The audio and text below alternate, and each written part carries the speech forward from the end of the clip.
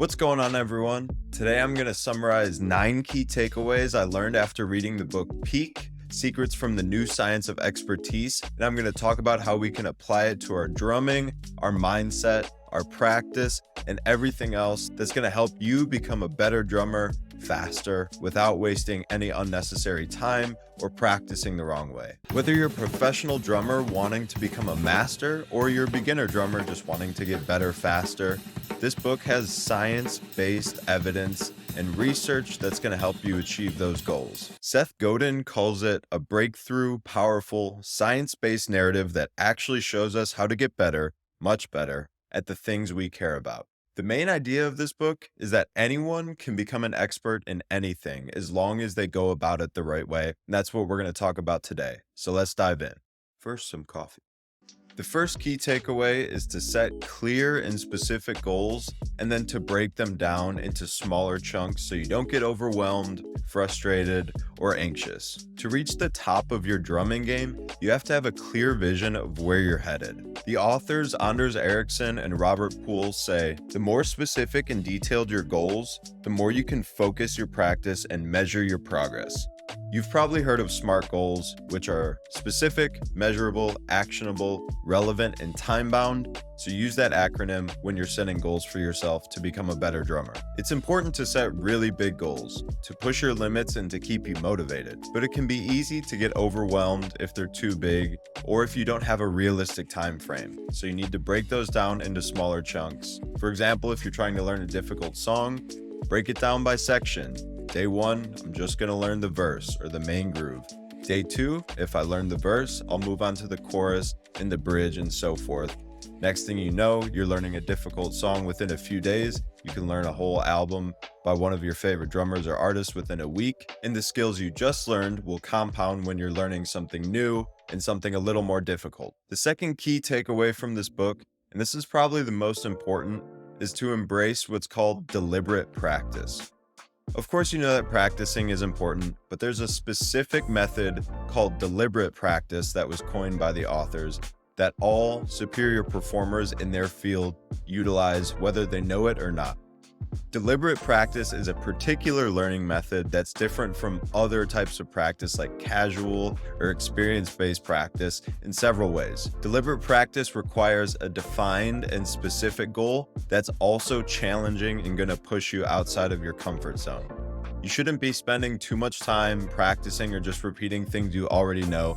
That's not going to help you grow. And you also don't want to just sit down every day without knowing exactly what you're working towards. This will lead to confusion or slower progress than you probably initially hoped. Deliberate practice also involves sustained and focused attention. So I highly recommend removing all distractions from your practice space so that when you go there, your body and your mind know, okay, it's time to focus. It's not time to check my phone or emails or Instagram. It's time to get better at playing the drums. I'll talk a little bit more about specific strategies to improve your focus later in the video. Deliberate practice also requires the use of feedback. The easiest way to do this is to find a teacher or a mentor that you trust who can give you honest feedback on a regular basis. If you don't have a teacher, but you're still looking for feedback, I made a video about how to utilize the feedback loop method process. You can check that out as well. Feedback is essential for identifying errors and correcting them shortly after they happen. Otherwise, it's like throwing darts with a blindfold on.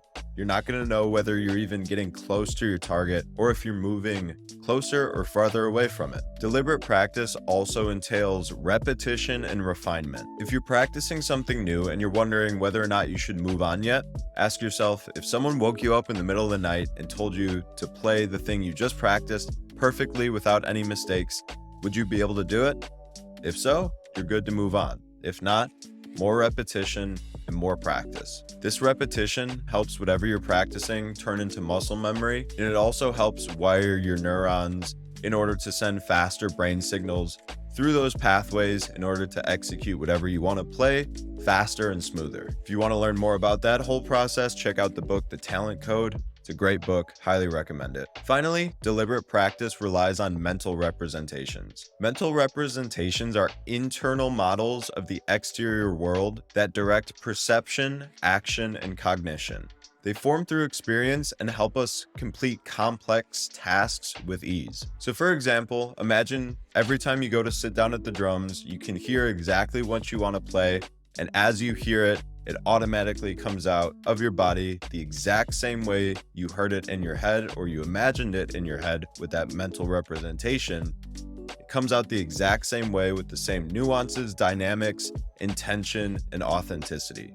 That's what a highly refined mental representation is for musicians. The great musicians are able to sit down and play exactly what they're thinking. They're not thinking and planning it out beforehand. It's a subconscious process.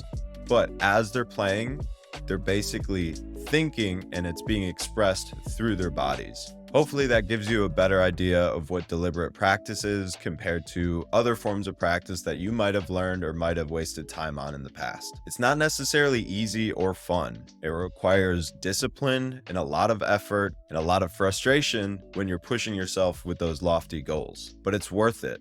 It's going to get you better faster than any other ways of practicing. The third key takeaway I learned from this book is to seek feedback and learn from the best. I can personally speak to the importance of this because the period of time in my own drumming progress where I saw the most accelerated growth was when I was working with my old teacher, Pete Magadini. He actually taught Mike Johnston, who some of you might know, and he was able to tailor our lessons to what I personally wanted to do and how I wanted to develop as a drummer, instead of just create some generic lesson plan that he uses for all of his drum students. Authors Erickson and Poole emphasize the importance of feedback, saying, "Feedback is crucial because it provides information on the gap between where you currently are and where you want to be." Pete was someone I trusted to give me accurate and objective feedback on a weekly basis so that I could work on bridging the gap between what I was able to do currently on the drums and where I wanted to eventually be as a drummer, and then was able to craft specific exercises for me to practice on a regular basis. Speaking of regular practice, key takeaway number 4 is to develop a consistent practice routine. Consistency is king, especially when it comes to learning a difficult skill or attempting to master a difficult skill. Make drumming a regular part of your routine. Integrate it into your lifestyle. Even if you only have 30 minutes a day, sit down, make a deliberate practice, and 30 minutes a day is better than a few hours here and there only once or twice a week.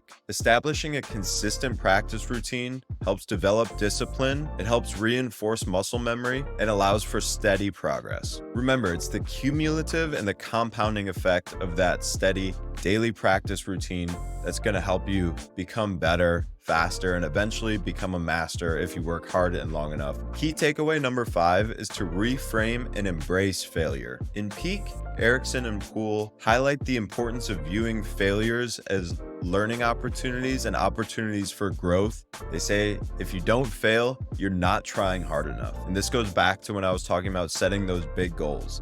You need to be able to push yourself outside of your comfort zone to really grow. When you stumble, use that feedback and identify what you need to do to take the next steps to change that failure into progress. View failure as your stepping stones towards your path of mastery. Check out this clip of neuroscientist Dr. Andrew Huberman talking about the necessity of mistakes and the feelings associated with them when we're trying to get better at a skill. And in other words, errors increase focus to errors, which is mentally, psychologically uncomfortable, but that increases activation of the upper motor neurons for deliberate action and leads to faster learning. But you want to generate the maximum number of repetitions, and you absolutely want to make errors.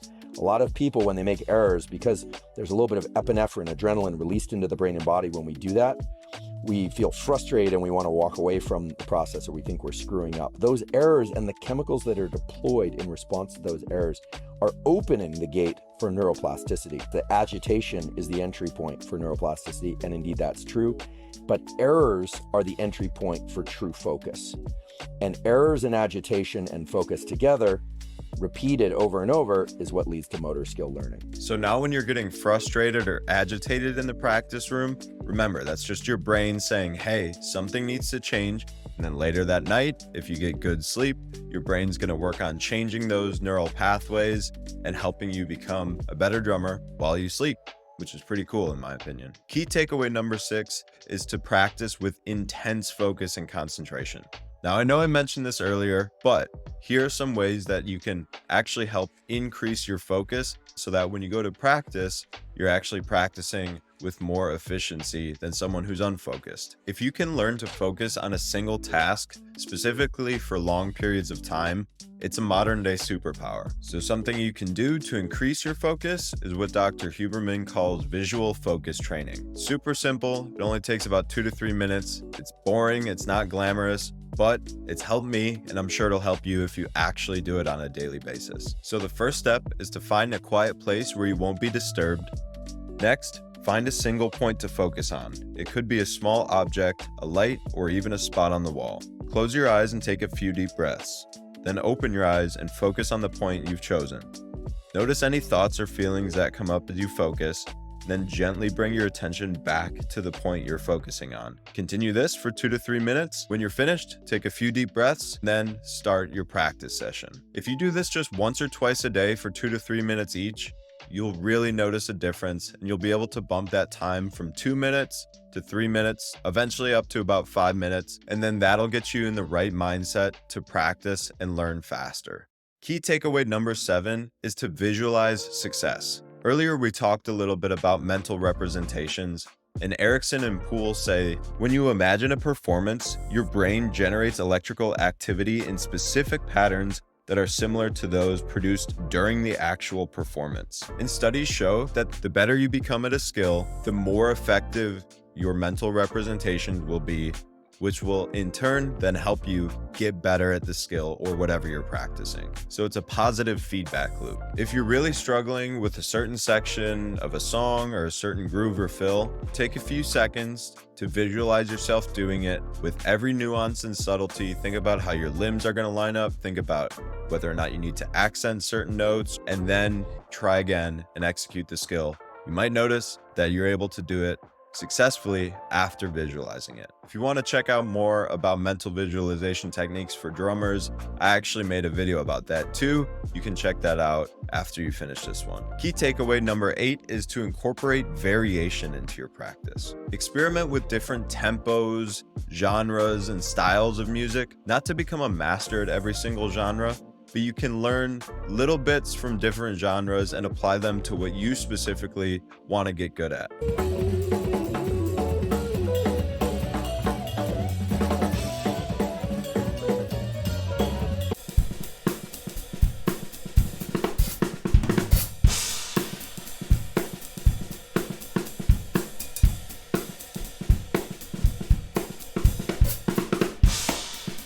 Your brain will eventually synthesize and take what it likes from studying different genres or different ideas and apply them in a way that makes most sense to you and to your own specific path. Exposing yourself to different genres will fuel your creativity and help you find and develop your own voice on the drums. Or maybe you need to add some variation into your practice by working on your facility, your technique, your hand speed. Good news, I made a video for that. You can check out about how I improved my hand speed by 30 beats per minute in just 2 days.